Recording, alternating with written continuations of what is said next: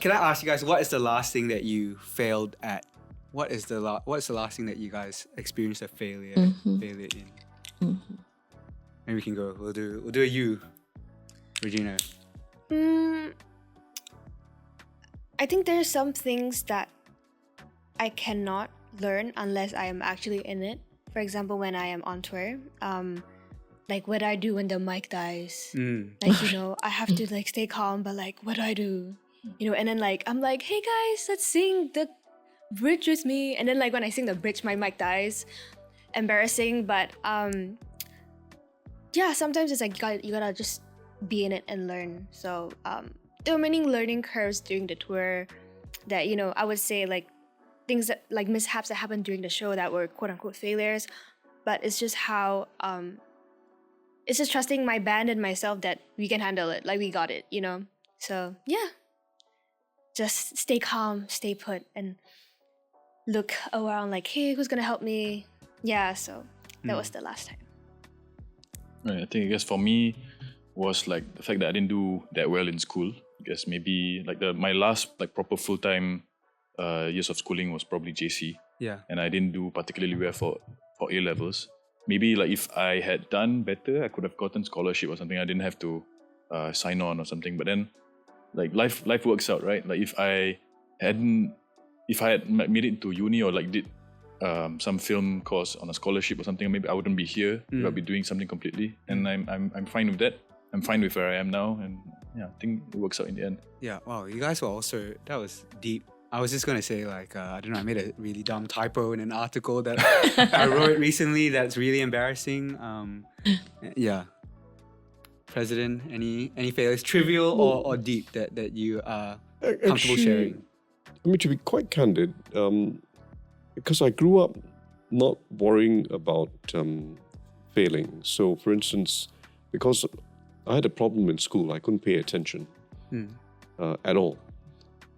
You still have it. My wife speaks. And I didn't know what was going on, and I just had no interest in my studies. So, really, I would very often, literally, I would have a report book that would be full of red marks. Okay.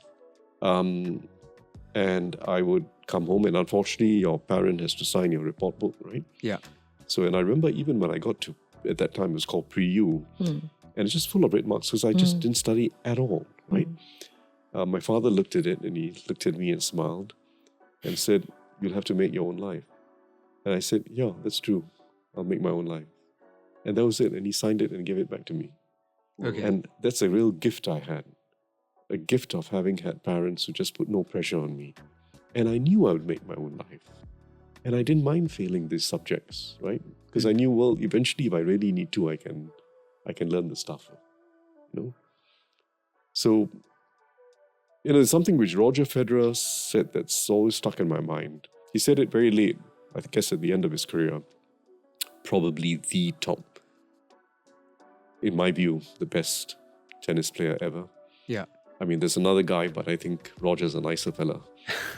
Have you met him before? I haven't met him. Okay. And he's played something like 1,526 men's singles games. And he said, of that 1,526, how many points do you think I won? Because in each game you're winning and losing points, right? He said he only won 56 of the points. So he was losing points as much as he was winning. It's like close to 50-50. 56%. And he said basically, you just have to, you lose and you just keep losing and you learn to deal with it. And that's what made him the best player on the circuit. Life has losses. He's such a success. It's because he bought into On shoes that he became world famous. Is that right? He lent his name. He bought 3%. Do you have a sponsorship deal with On? No, because I was trying to understand what was so good about it, and I Okay. realized Roger Federer lent his name. Yeah. I mean, the longevity of his career. Oh, yes. That's right. Is insane. But he had a nice philosophy of the game. Yeah, it was very nice. Can I come back to you, President, on what you mentioned earlier about your dad? And correct me if I'm making an assumption here, but I seem to feel like that that is not how most Singaporean parents would react to Yes. a report card like that. What do you think has to change in our society for people to have, I guess, the perspective that your dad did? Well, I think, you see, basically, parents just have confidence in their children. They are what they are. They have a lot of their capabilities already by the time they are teens. Some are undiscovered, some are discovered. And life will draw them out, you see. Life will draw out all your capabilities.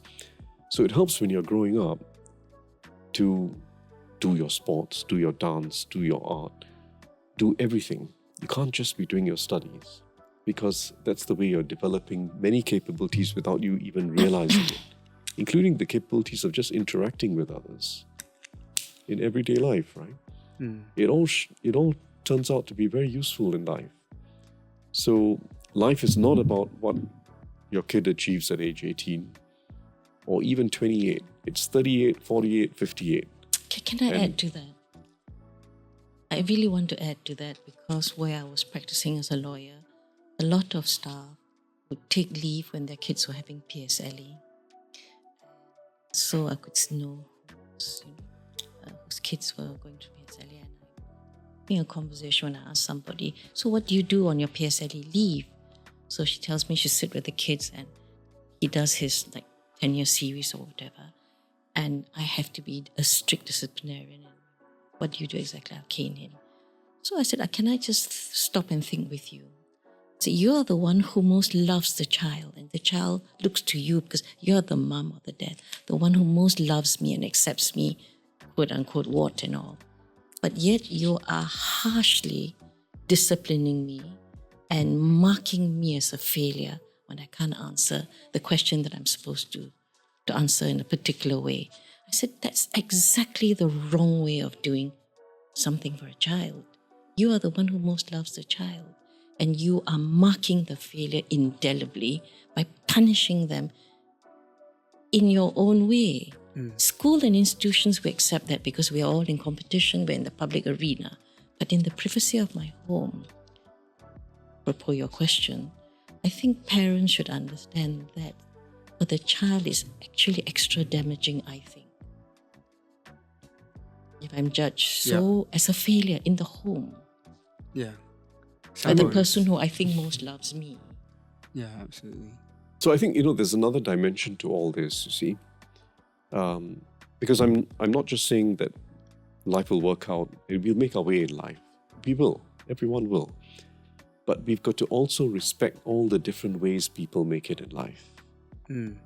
There isn't just one way. So respect every path, respect every job, and respect the way people are trying to do some job with a bit of care, a bit of quality, and how they're serving you, and how they're doing it quietly, behind the scenes with no one looking. Just respect the way everyone is playing out their life. That too helps. You can't have a stacking of occupations where only the ones at the top are respected and the ones not at the top are not.